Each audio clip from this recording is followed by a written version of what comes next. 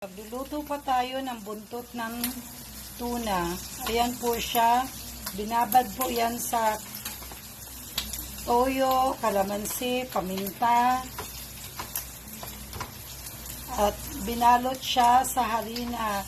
Pina-absorb maigi yung harina. Pagkatapos, ipiprito na siya.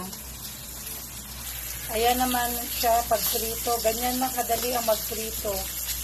Basta hayaan mo na ma-absorb ng buntot yung harina bago iprito para malutong siya.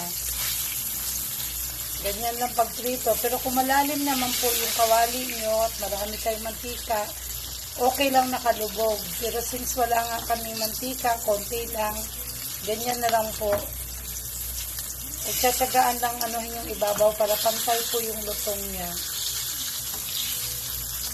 Ganyan lang yan. Tsaga-tsaga lang. Tapos mamaya gagawa din tayo ng sauce ng buntot ng tuna.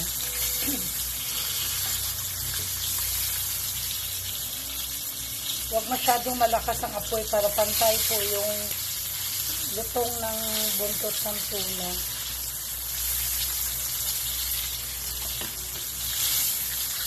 Kaya kino-coat natin ng harina para malutong yung balat niya.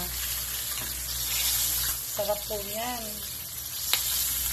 Pwede yan pang pulutan, pwede rin pang ulam.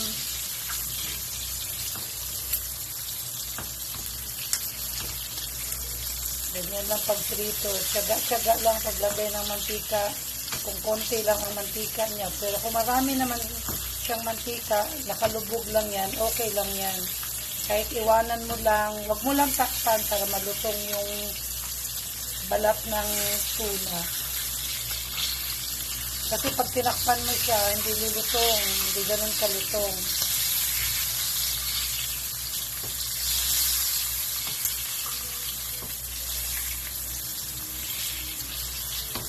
Ganyan lang, tsaga lang magluto yan. Kasi pagtapos na mapagtsatsaga, sarap nyo namang kumain yan. Ayan na po ang ating crispy tuna. Luto na po siya. At ito po ang ating sausawan. Nilagyan lang po ng bawang, sibuyas, sili, konting asukal at toyo. May konti ring suka. Ganyan lang mga suki. Luto na siya. Happy eating! Salamat! God bless po!